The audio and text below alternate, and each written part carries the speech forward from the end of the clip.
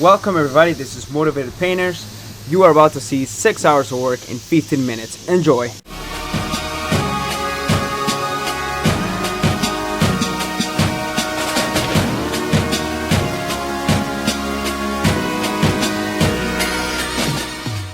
Hello. First things first, blow it off, wash it off. You know the drill. I'm going to try to be consistent and always be showing you that you need to wash it, you need to dry it, you need to blow it off, you need to make sure that the substrate is clean. Fancy words, that the stuff that you are painting is clean. Always. This is very important when you're trying to get clean jobs, to make sure you're always blowing everything off. So I'm getting ready to apply my sealer, SG07. I'm using for this dark gray and two-tone with black. This was my first two-tone for an i8, so I made some mistakes. It was a fun job to do. So there's my sealer. You make sure you're putting it on evenly, consistent, to make sure that you don't have to sand too much before the base or anything like that. You want to make sure that you're trying to get it as smooth as possible. So a nice overlap. Your pressure could be at like 25 or something like that, whatever you like better. In this video, so I will always show you what works for me. So if you don't agree with what I do, well, I'm just showing you what works for me, and hopefully it works for you. And if it doesn't, well, I can't help you with that. But I do hope that you learned something. So I have got rid of all the nibs. I did it with 1,000 wet sandpaper. Obviously I didn't bring a bucket in here, just a little spray bottle, and I had washed all the nibs, every tiny little nib, and I sanded with 1,000. You could have done it with 800, but I like to be more on the conservative side, and I did it with 1,000 just because I didn't want any sand scratches. And then I went over it with 1,000 Tri-Sac from 3M, so you can see it's shiny. Just a few spots, and that's it. And then this car is like a gray, so you want to make sure it's smooth. So I'm gonna put my first coat of base now. After my sealer's dry, I want to make sure that I tack it again, and then I'm gonna put enough paint at the bottom of this that I don't have to put another coat of color underneath. So, and I checked the old hood, and it's just like a disaster in there. There's not even coverage or anything like that. So I make sure that I have one coat coverage on the bottom, and I go on from there. So one coat of base on everything, making sure you're getting all your edges, all your nooks and crannies, so there won't be any transparent spots. Here's my second coat of base. You have to make sure you're getting all your edges. You have to make sure you're getting good coverage, because when you get good coverage, you will get good lay down of the base, and you will not run into modeling or striping or anything like that. So that's what's worked for me. You get good coverage on there, and make sure that you get everything covered. If I haven't said it enough, good coverage. There's on my bumper, I just put a control coat. So I put 2 coats in the bumper and then a control coat. This color covers really well. So there's a control coat there on the bumper, and I'm gonna let that dry so I can do all my taping for the other color. So I got this template with this brand new hood, and I want to make sure I know where I'm gonna put the black. I kind of screwed up because I should have just put the black straight instead of putting a coat of silver on there, but you live and you learn, right? So I make sure I put enough black where it needs it, get underneath there, making sure that it's dry before you tack it. That's extremely important, or else you're gonna make a mess, and you're gonna have particles and hair from the tack cloth everywhere. So the bumper is ready to tape. I'm gonna start taping it. So I put a coat of black on that hood. I'm gonna let that flash off. I'm gonna let that be really dry before I start taping it. So there I go, taping this bumper.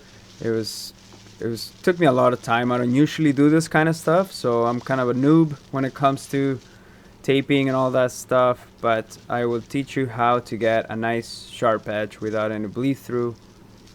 What has worked for me and what I keep doing all the time because it keeps working.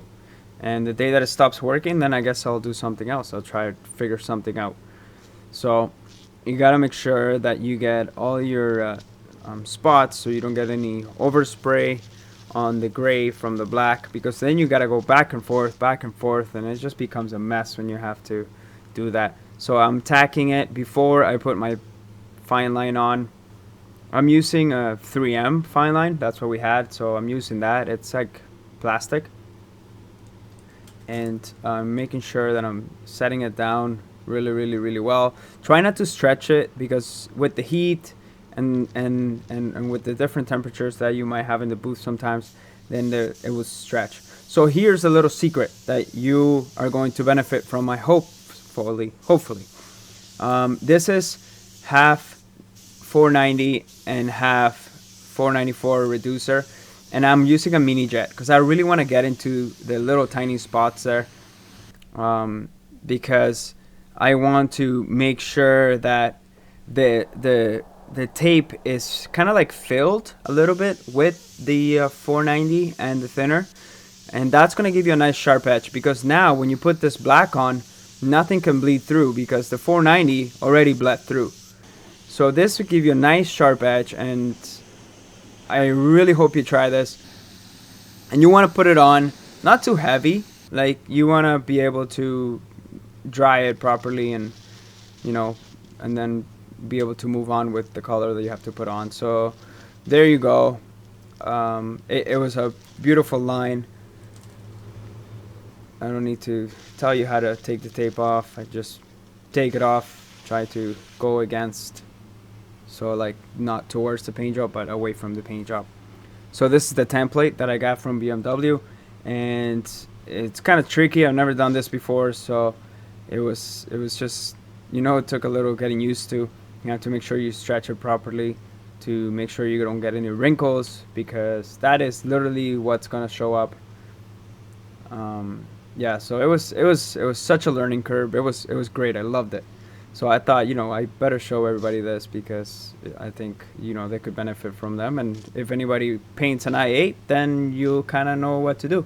So you got to make sure that you tape it all around. See how I'm curving it inside, because I don't want any of the metallics of the gray to get in the black, because it's straight black. So after I've done the taping, I'm going to tack it and fine line it the same way, just to make sure that I don't get any bleed through. I will apply the 490 again. You see how I'm kind of doing it on an angle, because I kind of wanted to go inside a little bit so I don't screw up with when I'm putting the gray and it's gonna bleed through the silver. So I'm just going to finish off the fenders. I'm gonna bring down the temperature because I want this gray to lay down nice. So I had the temperature probably like at 85 just to get the colors to dry faster, and then I brought it down to 75, which is where I like to spray at, especially with grays. So there's my first coat of base. You're gonna do things just the same as you do, right? I'm going to finish off the fenders because I saw a little bit of modeling, so that meant like I didn't have enough coverage. So now I have a piece of 1000 and I'm sanding it just to make sure that there's no big nibs or anything like that. I want to try to get this job as clean as possible. So there's my second coat of base of the gray, and there's my third coat of gray on the gray, because it had a little bit of modeling on there. So all you got to do is put a little bit more on, make sure you get your coverage on there. So see my control coat there? You see how you can't see any wet spots? That's the way a control coat is supposed to be. I did a double control coat on this car because I wanted this gray to look beautiful. So there you go, no wet spots, it's just completely dry, and you're gonna go a little bit faster.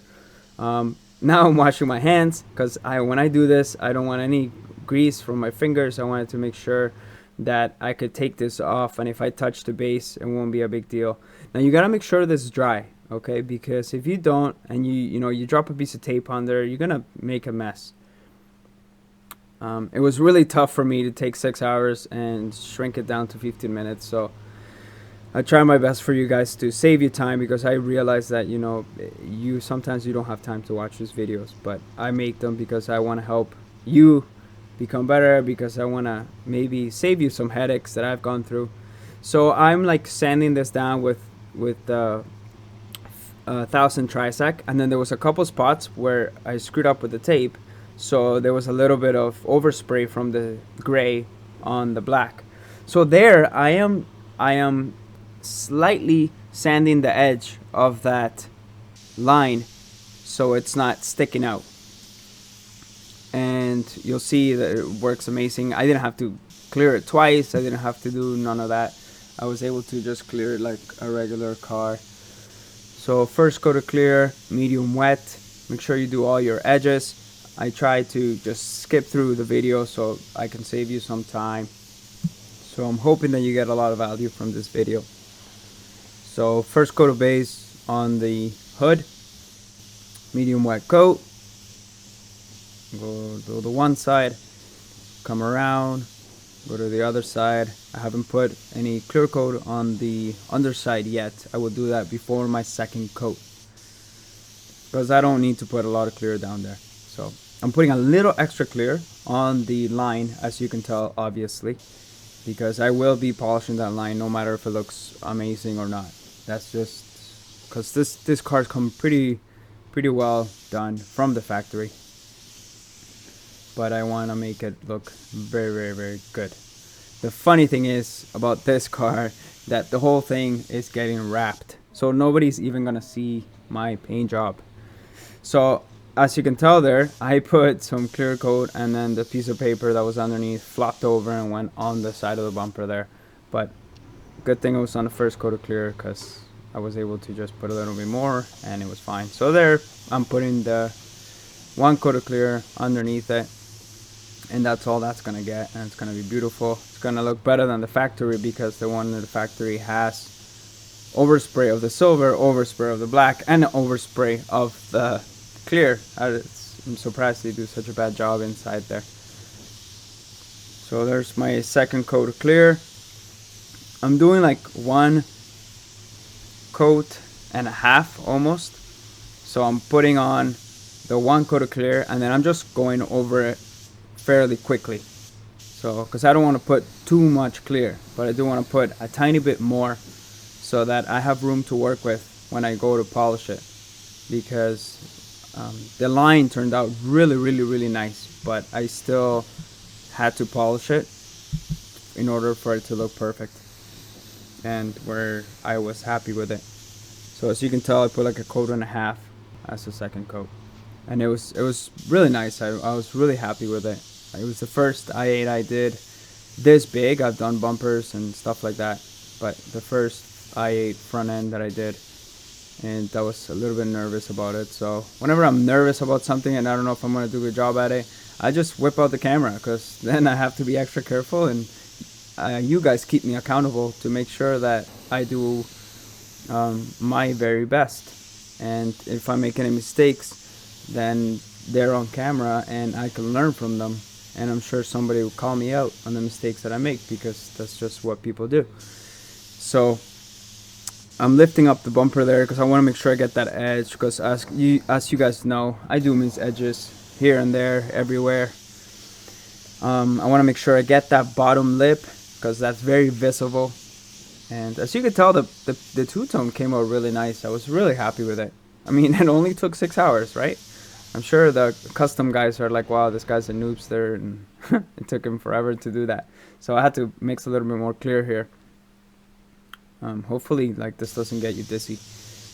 But I want to know if you like the GoPro on my head, and if it makes you dizzy, or if you like it, or just, I want like your feedback. I want to make sure I'm providing value to you guys and making sure I'm not just wasting your time. So thank you so much for watching. There's the i8. It turned out beautiful. If you have any questions, just post them in the comments there. If you have nothing nice to say, don't say anything. Keep it to yourself. Say it to yourself in the mirror. But if not, I will be glad to chat with you. Please subscribe to this channel. Please share this video. Link me up on Instagram, Motivated Painters. Join our Motivated Painters Facebook group, which I am glad that I have it because it will be valuable to you. And hopefully you enjoy this video. Please subscribe. I'm so glad you're here. Take care.